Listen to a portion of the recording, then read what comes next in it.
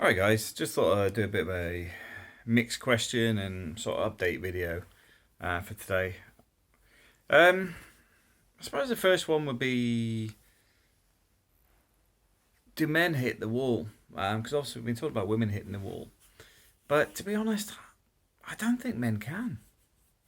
Because the whole point of the wall is relations around settling down, and this is why the 30-year-olds sort of hit a limit, because that's where you start to find that a lot of women hit the biological clock. A lot of women suffer with wanting children and all the other bits and pieces that go with a family life. Guys don't really have that. In fact, guys have probably got more advantage.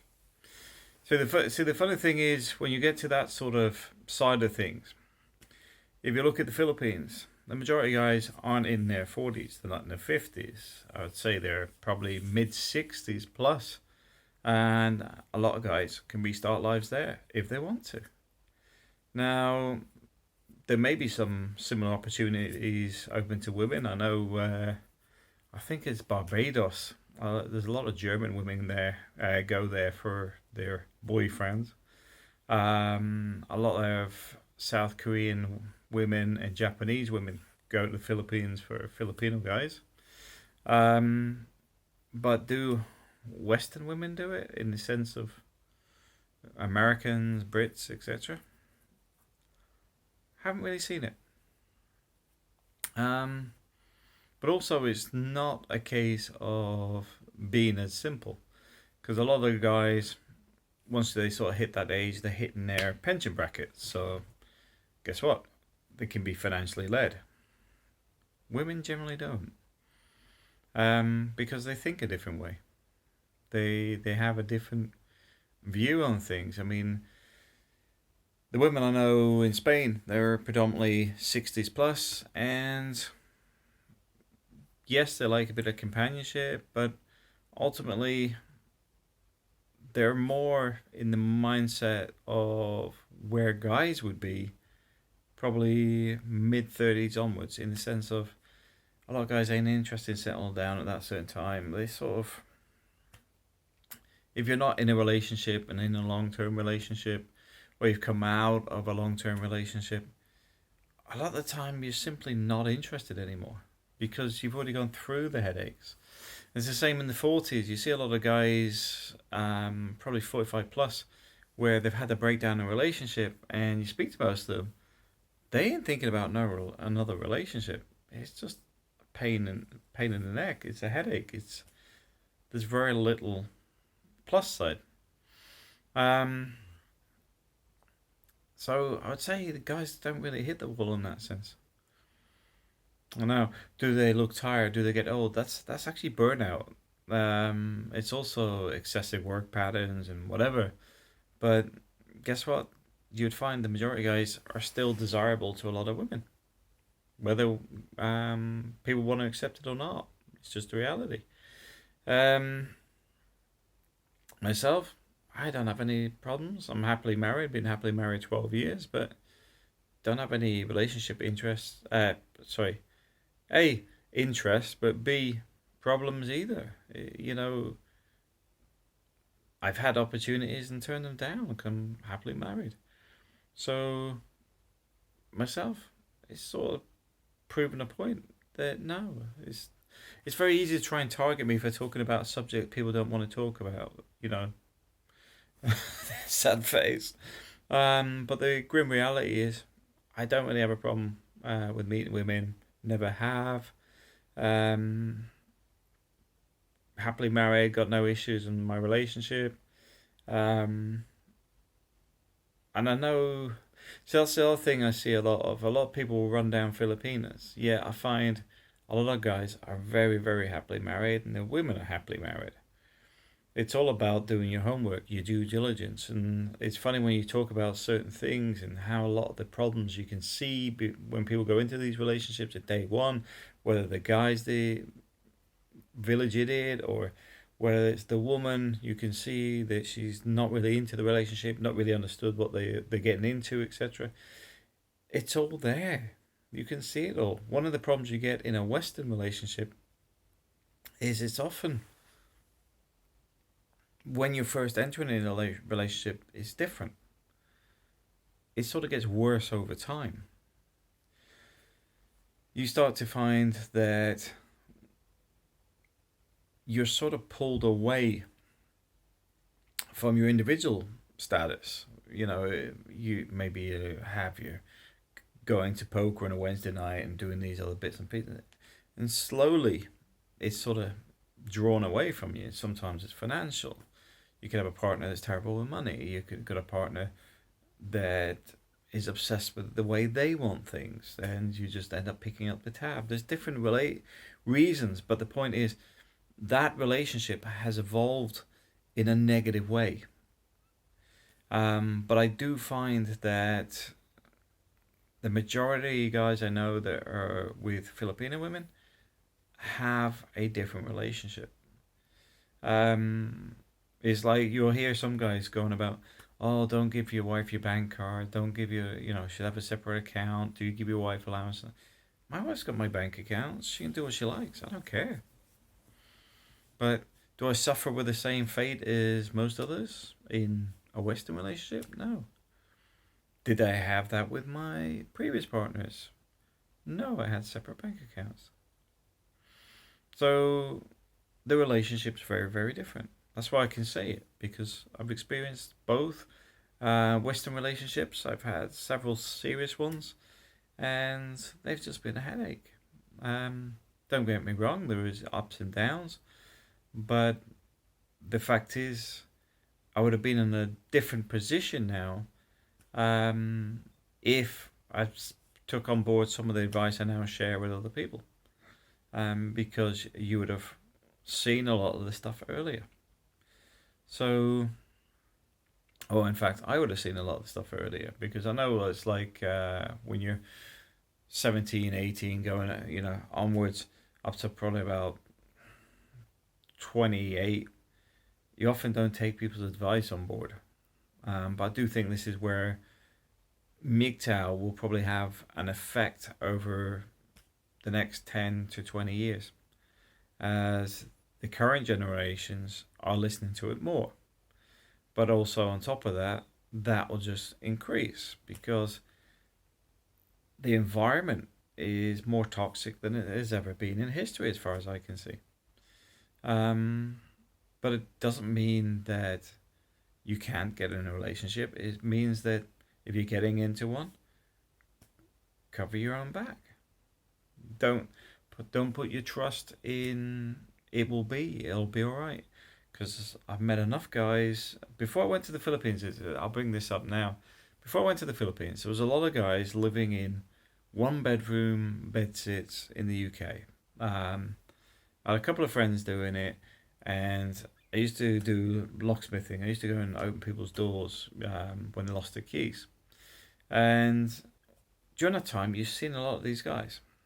And they're pretty much, they've lost their house, limited access to the children, living in these tiny places, paying the mortgage and everything off on the house they're no longer living in. It's just utter madness. It's when I looked at that, you sit there and go, right, how much are you actually earning? Well, nearly all of it's gone because of what you're paying out. Just get yourself on a flight to Asia. You got nothing anyway. You've got nothing to lose.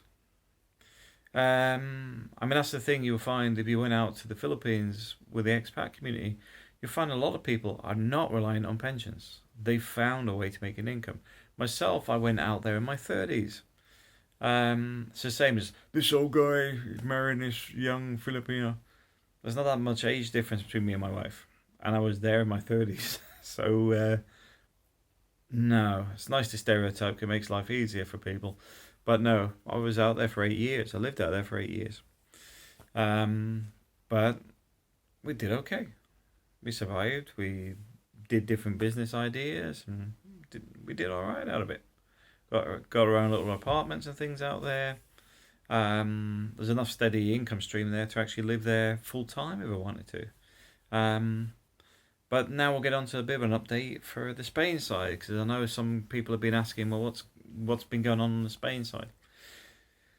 I'm currently looking at purchasing our first home in Spain during the start of next year.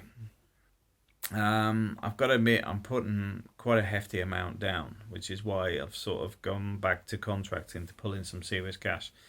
Um, because one of the things I'm looking to do is pay it off very, very fast, so I can buy another one, and another one, and another one, and another one. Once I hit five, I'm probably going to wind up working on the contract stuff and just purely focus on the property stuff in Spain.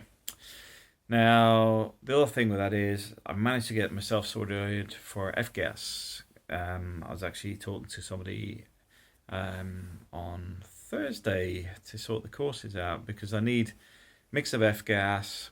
If you don't know what F-gas is, it's to do with the actual gases for air conditioning systems. But what you have is you sort of got to record the gases you take out, where they go, etc. So if you're taking an old system out, you've got to recover the gas. These sort of things.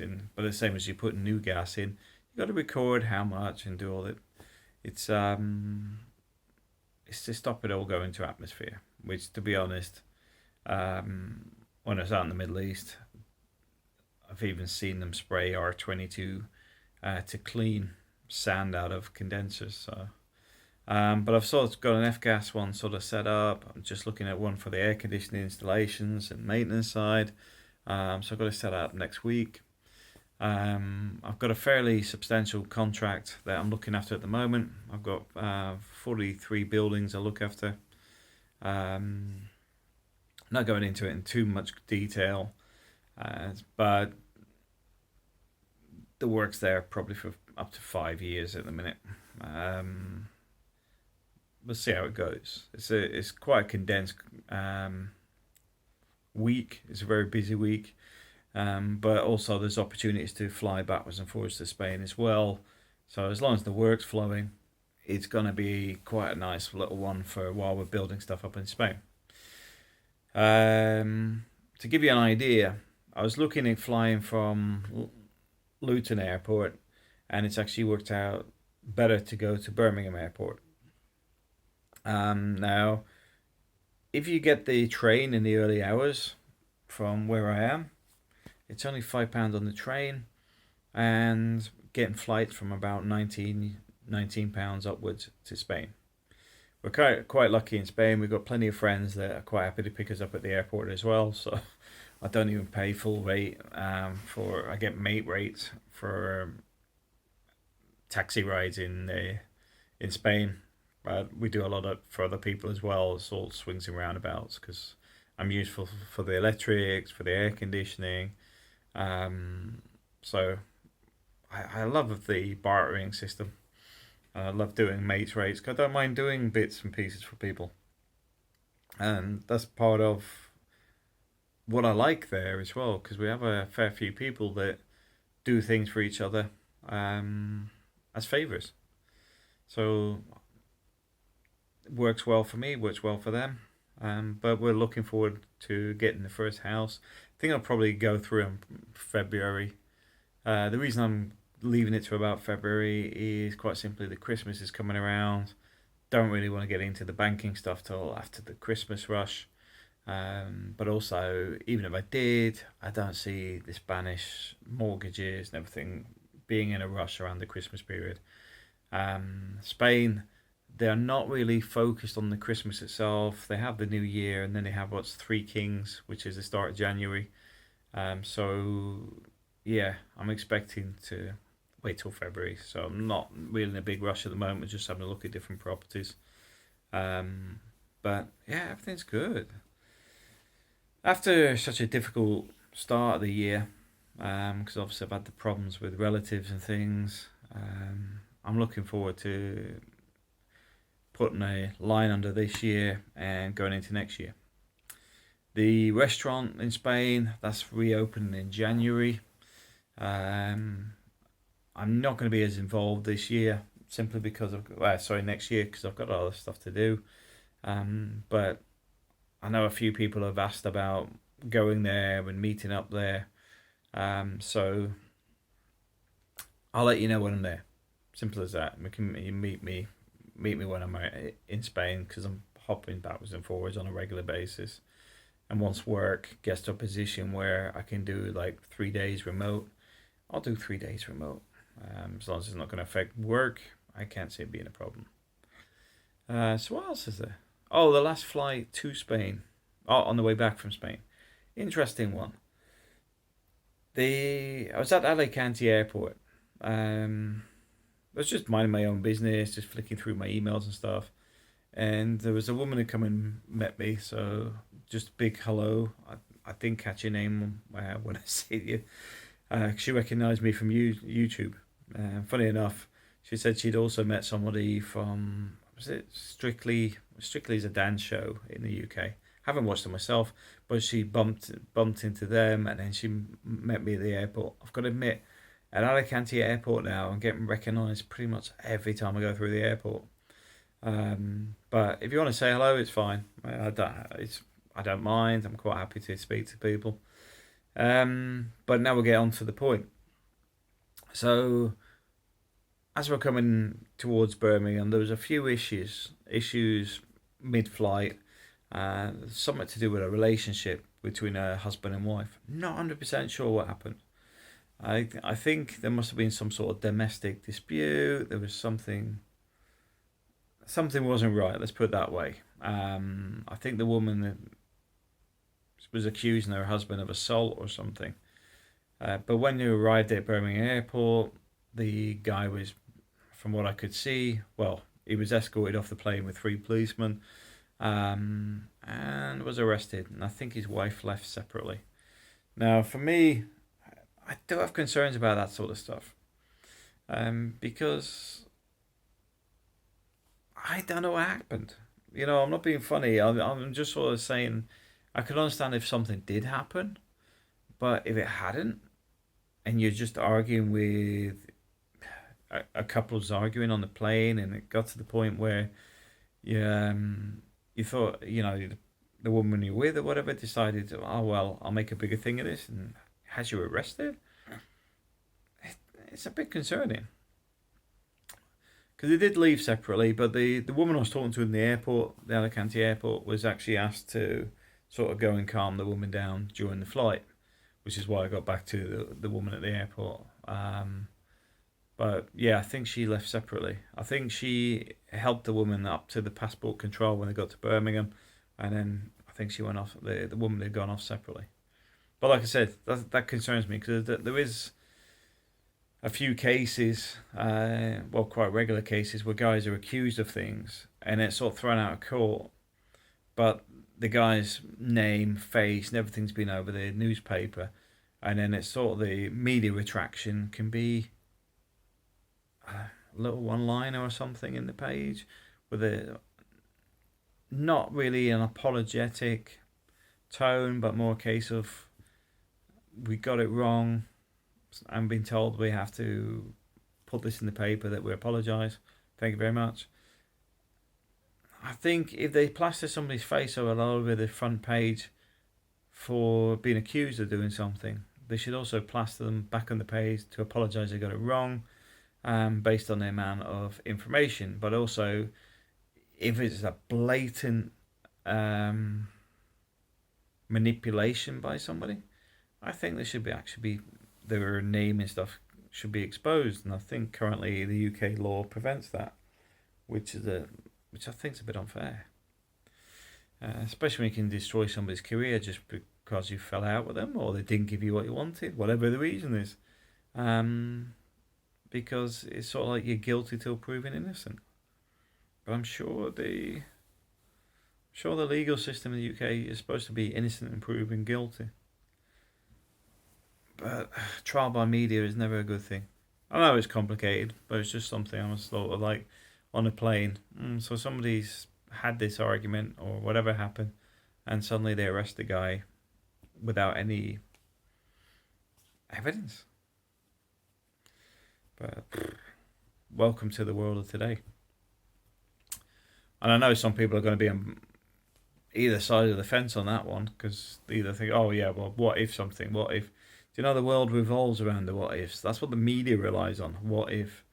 It's a bit like I was listening to someone on the Brexit where they're talking about, oh, they can't get the trade deal within 1 year, blah blah. Can't get the trade deal within 1 year and blame the EU. Hmm. Just want to point out, how many years has it been with the UK coming out of the EU? And that's a simple yes no.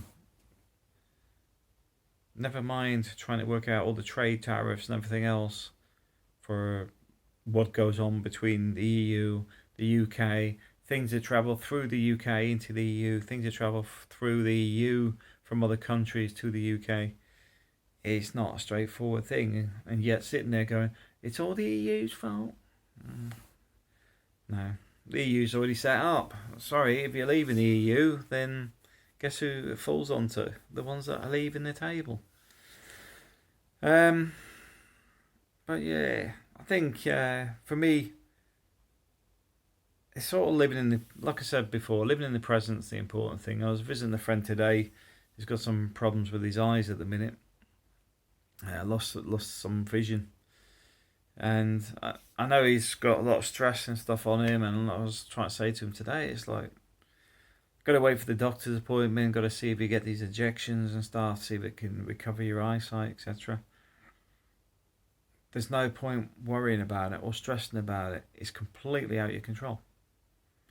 It's not saying accept it or whatever. It's simply saying don't worry about it, because whatever will be will be. You know, if it clears up and it's all great, guess what? Then you're stressed over nothing. But if it doesn't improve, then you are where you are now. It's just that that'll be confirmed. So all I recommend on these sort of scenarios is quite simply, you just got to live in the present. Take it day by day. Try not to think about what if. Just think about what you can do today. It's like, even myself, I find that because I spend so much time on spreadsheets, my eyes get sore. That's why people go, oh, look at you look old. I spend a lot of time on spreadsheets because that's what I do. I do data analysis. As such, myself, I try to listen to a lot more stuff. I try not to watch as much on the TV or on screens or whatever. I try to use audiobooks and things like that instead a lot more. But yeah, life's okay. I'm quite enjoying the mix of being on the contract work and getting some family time as well. Because I'm struggling a bit where we are at the minute in Spain, because there's never any quiet time in the house. There's always something going on. So here, as you can hear, so much silent. So I get a lot of stuff done. I've near enough finished one of my courses I'm doing at the minute, and then I'll start another one. But that's pretty good. That's pretty good. Is there anything I can complain about? Actually, no. I mean, that one of the things I do find with some of the negative comments, which is why I often delete them, is it's the lack of understanding of myself. It's like people make an assumption, or what do you call it? A statement based on sometimes not even watching the video, and you can tell that where you see some of them, because the video may have a title, but the video is actually the reverse. It's actually explaining what's wrong with a certain phrase or whatever. But they'll make a statement on it. They'll make this assumption. But yeah. See, it's like making a statement, I'm burned out. No, I'm tired. The other thing you get with guys is they don't hit the wall at 30. So for me, if I go and sit on the beach for 6 months, I recover quite quick. And it's not difficult for me to transform, as other guys have pointed out as well. It's quite common for guys, if they want to put the effort in themselves, they can get themselves back into shape quite quick, and they'll still find women if they want to. I mean, the bit that often gets completely missed off this, like I said, I'm happily married anyway, is finances. Because let's face it, the majority of women like guys with cash. Financially, I do good. Always have done. So the point being is, if you got money in your pocket, you can always find yourself into a relationship if you wanted one. But that also puts the other question, even if I was single, why would I want to have a woman interested in me because I was financially capable of taking them on holidays and giving them the life they want, etc.? Wouldn't I be better off going and doing stuff that I want to do on my own? Or even traveling with a few friends, so all their expenses and stuff are covered by themselves, and they ain't my problem. They carry themselves. Um, yeah, that was something else somebody brought up today as well about uh, the sexual side of marriage. You know, that when you get married, that the sex drive drops off. You know, the number of times you have sex and all this sort of stuff. Yeah, it does, but a lot of that is also tied to everything else that people get involved in. Because when you're younger, you're not likely to be the homeowner, etc., or you got less what do you call it? Less expenditure in the sense of you haven't run up credit card debts, you haven't got a mortgage, you haven't got a car that's leased or whatever. You may have an old beat up car with zero debt on it, um, living in your parents' basement because you're still only 18, 19, or whatever age you are. You haven't hit that point where you've gone into a serious relationship and suddenly had all the drawbacks from that.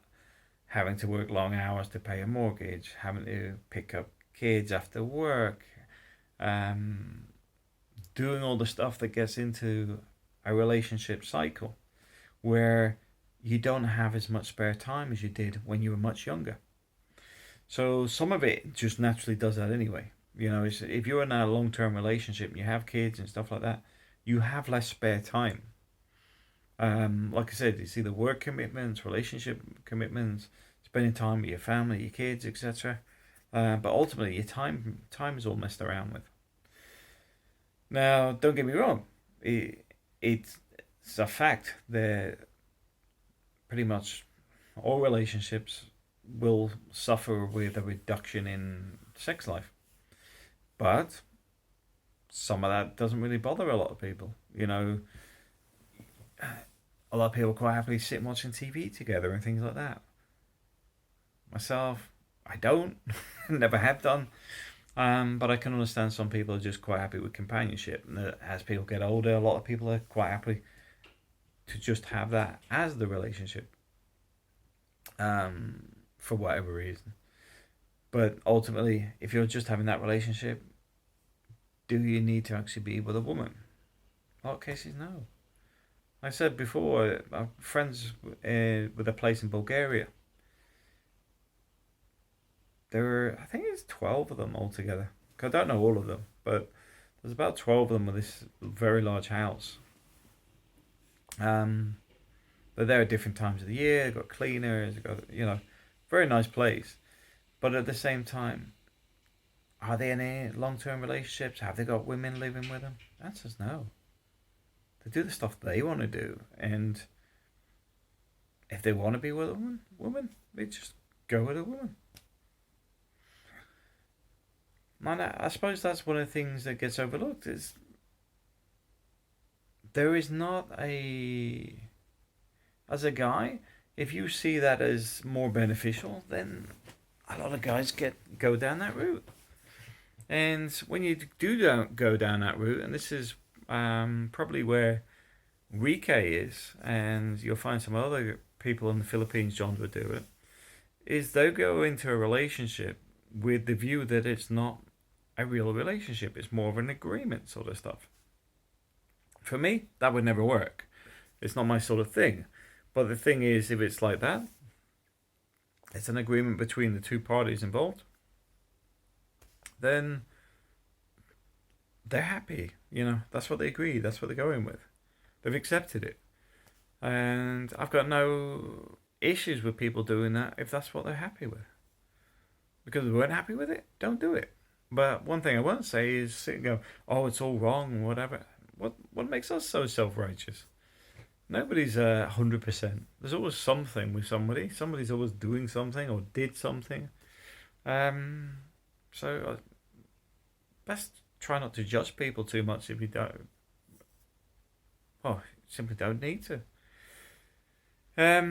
But yeah, I mean, even if you're retiring in the Philippines, for example, which a lot of guys do, nothing says you have to get in a relationship. Nothing says you have to get married, and there is no shortage of women that are quite happily looking for a guy. Jay over the Real Deal channel, he's had no problems finding women on a regular basis. I mean, that's his sort of thing. It's not my sort of thing. But at the same time, point proven that it's not difficult, and you'll find guys there in their 70s that find women with no problem. Now, don't get me wrong; it doesn't mean they're the perfect woman or whatever. But guess what? They're not easy to find. But as I said, a lot of guys just want a relationship. They just want somebody a couple of times a week to meet up with and do whatever they want to get up to. But a lot of the time, these relationships work for people because they know what they're expecting. They know what the outcome is. It's not a case of we're gonna get married, we're gonna have kids, and we're gonna be together forever and ever, and then they hit their 40s or early 50s, and then the wife decides she wants to become, blames the guy that she didn't finish school, didn't finish the career she wanted to do, didn't she needs to find herself or whatever. So she decides to get a divorce, keep the house, keep the majority of the control over the children, and then at the same time the guy ends up living in a small bedsit, still paying for the house, the marriage, a bit of money on the old ex-wife club fund, child allowance, blah blah blah. Instead, they just skip all that and say, you know what, doesn't work for me, not interested in that. Let's just go out, take you out for dinner, do whatever, do a couple of times a week, we're all happy. And I've seen this same in the UK. There's a few people I know who do that in the UK. They don't have live-in girlfriends. They have their own apartments, they own them, but they do not have a live-in girlfriend. And have no intention of doing it. One of the guys, I estimate he's probably worth about somewhere between 13 and probably about 30 million. He comes from a successful retail and manufacturing company, but the point being is he's a multimillionaire, doesn't lock himself into a relationship. In fact, I mentioned Steve. Steve's the same. Steve's not married again. Another guy, multimillionaire. And you'll find a lot of millionaires are quite happy being single, but they have relationships. They just don't have them live in the same house. They don't have them having the rights of ownership for being there. Nothing wrong with that. Anyway, thanks for watching.